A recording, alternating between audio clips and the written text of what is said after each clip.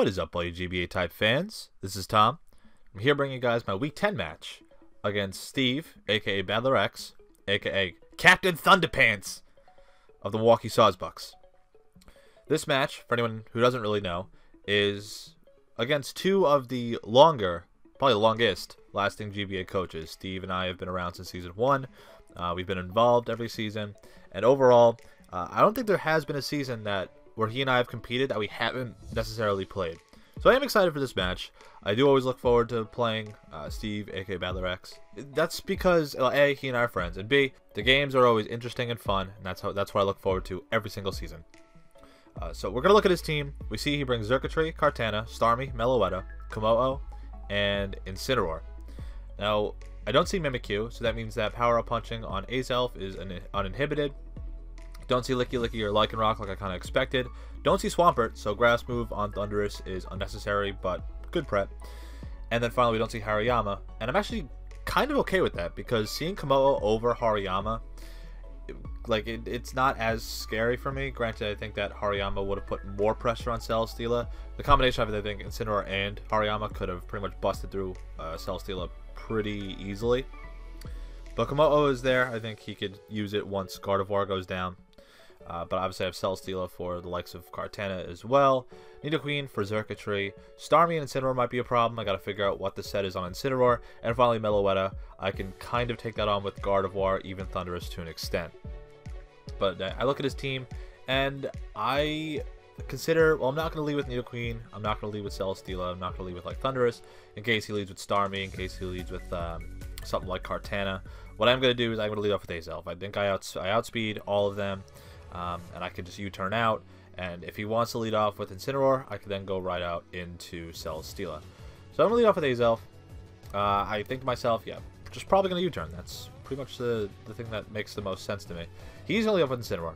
And in my mind, I think to myself, I know that he is prone to running Fake Out, but also, because of how I used it, and the fact that I know that Fire types do, punch a rather large hole into my team, I don't want him to be Scarfed, and I don't want to leave Azelf in to take, a Scarf Darkness Lariat or a Scarf U-turn and then get knocked out outright. So what I'm going to do, instead of going for U-turn, I'm just going to make a hard switch, just in case he is Scarfed, because I know that's how I used it before. Maybe it's how, he looked at Incineroar's matchup against me, and, as a result, I'm not going to mess around. I'm just going to get right out, and I'm going to go right into Celesteela to ensure that I can take that hit relatively nicely.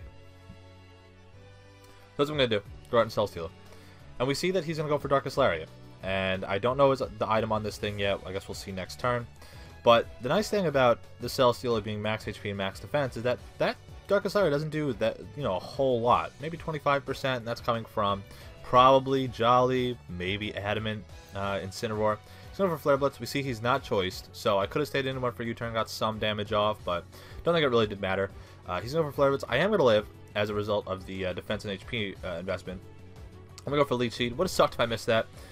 But the Leech Seed chip away from him, plus the Flare Blitz damage, and then, me getting some leftovers in, I can ensure that I get at least maybe another 10% damage off against him. Put him down around 55% for whatever wants to come in. Because I assume, my idea here is that I'm just going to sack off Celesteela, let him go for another Flare Blitz to knock me out. But instead he U-turns, maybe expecting me to switch into something like Nidoqueen. After the match, we talked, and he did say he expected me to switch into Nidoqueen. But my idea was that I did not want to get absolutely blasted like I did against Geo last week, where I switched Nidoqueen into an Arcanine and lost Nidoqueen, which is very important for me to stop Xurkitree, obviously. I'm going for Earthquake. I could have went for Heavy Slam or something, but nah, Earthquake seems like, and I get a good 40% against this Starmie. And in my head, I think to myself, I got to figure out what the Starmie set is.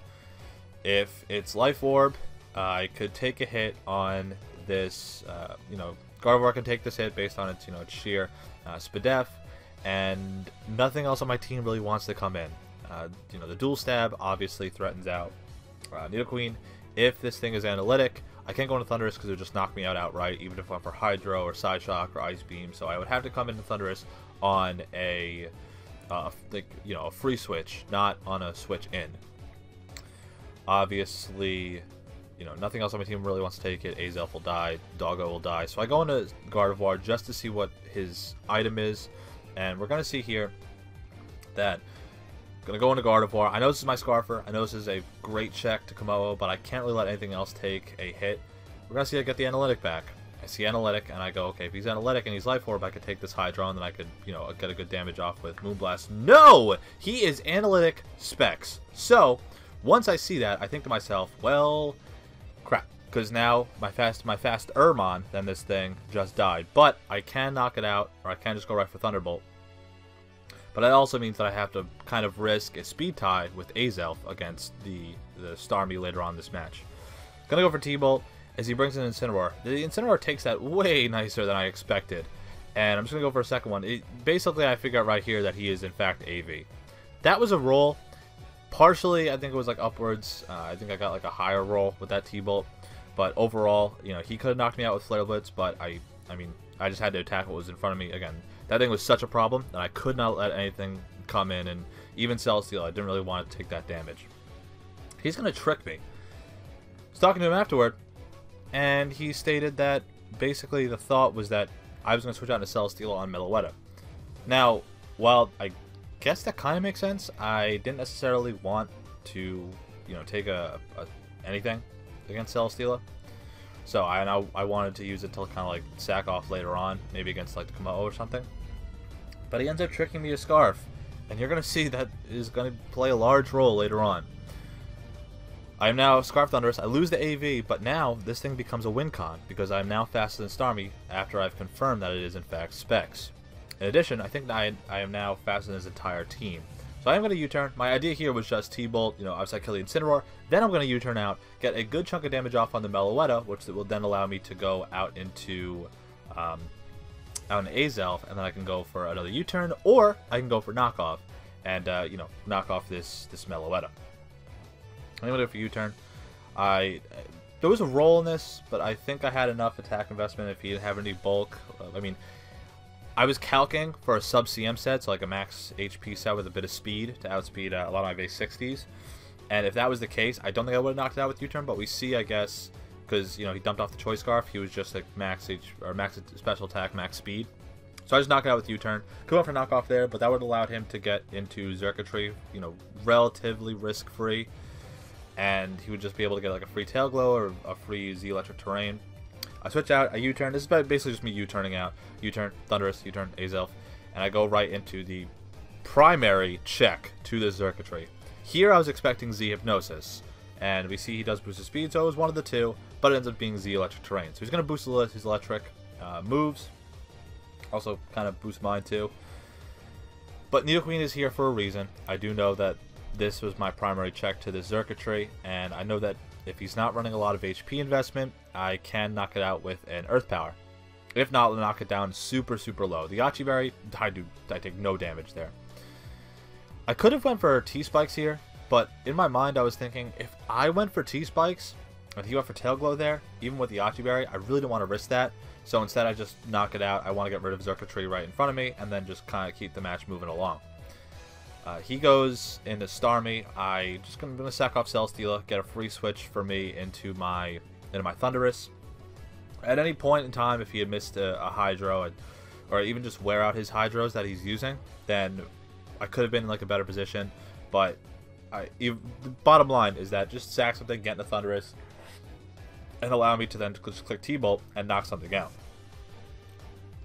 He's going to go into Kartana, and knowing this thing's basic... Well, basic's not really the word. Knowing this thing's poor special defense stat, I know I'm going to be able to knock it out. The only, like, even if he was a Scarf Kartana right here, then he would have been able to go for, like, I believe, like Night Slash would have done the most damage, because, like, you know, Leaf Blade, Smart Strike, or Sacred Sword are all resisted. They would, like, 30 to, like, 40, no, 25 to 34%. The Night Slash would have, like, 42% to this Thundurus. I am going to switch out because I am locked into T-Bolt. He's going to go into Komodo, and I thought to myself, well, I could have gone to Azelf there, but in my mind I was thinking, I've seen Specs Komodo the past few weeks. He knows that I was obviously not AV anymore, But in addition, I don't have Gardevoir anymore, so I thought to myself, well, he could have just went for Clanging Scales. Even if he did go for D-Dance, I kind of thought to myself, oh, if he does go for D-Dance, you know, maybe I still have Thundurus in the back.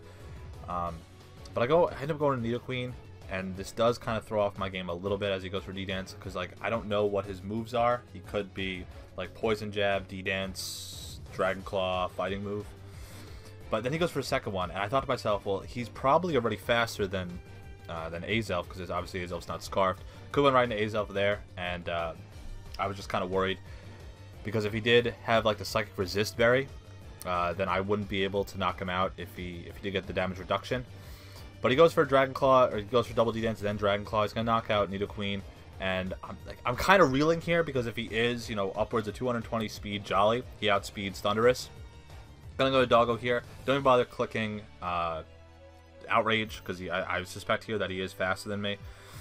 Duh, he's at +2. I'm gonna go for E-Speed, get more damage off, so that I can ensure that I knock him out with either Azelf or even potentially Thundurus. But in my mind right here, I thought, well, crap, I think I just lost to Komodo, aka, as Burke would call it, Trash Can Dragon.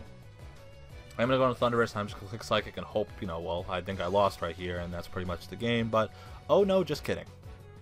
If you watched Steve's team builder yesterday, you see that he is running 8 speed on a Dragon Dance Komodo. Don't know what I got lucked out there, but I click Psychic, I knock him out, and even if he was a Resist Berry, he wasn't a range that I could knock him out, you know, outside of a berry. Just based on the chip damage I got with Nidoqueen and with Doggo. I go into Azelf here. I figured if he missed the Hydro, I could then just risk the speed tie. I could go for knockoff or U-turn or something, or I could just go for Z, you know, my Z move, which I didn't get to click. Damn it!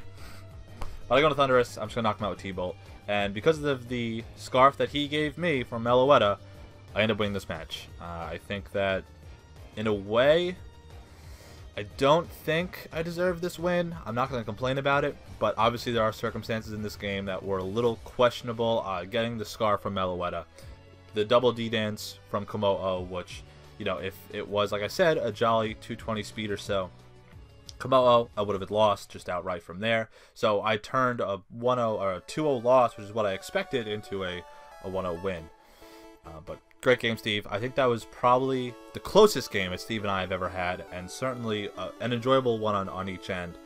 I think the sets were there. I think he really did have a team this season that threatened out my team very, very nicely, and I enjoyed that match, you know. Obviously, he and I have a very small chance, if any chance, to get into the playoffs. That's okay. It's a game, you know, and we're still competitors, so that's what it is. But I ended up picking a win that I haven't had in 4 weeks. Oh my god. That game was, just getting a win was super refreshing as compared to the weeks before this, where I've just gotten tossed and bent over and destroyed, and getting a win's nice. And that's what I'm going to do for the last 2 weeks against the likes of Crimson, as well as NecroStevo. Thank you guys for watching. Hope you guys enjoyed the match. Let me know what you guys think in the comments down below. Again, kind of a questionable win. I'm not gonna you know, not take it. It's just very interesting circumstances that got me to the end of that match. And next week we'll take this momentum and we'll take on NecroStevo and hopefully you know, hopefully get a win against him too. Just kind of finish the season. I'd like to go 6-6, and then even if I go like 5-7, that's still 2 wins better than what I had last season. Getting closer to 500, if not finishing at 500, and just, you know, kind of finish off the season strong. That's it. That in mind, I'll talk to you guys soon. Have a good day, and I'll see you guys next weekend.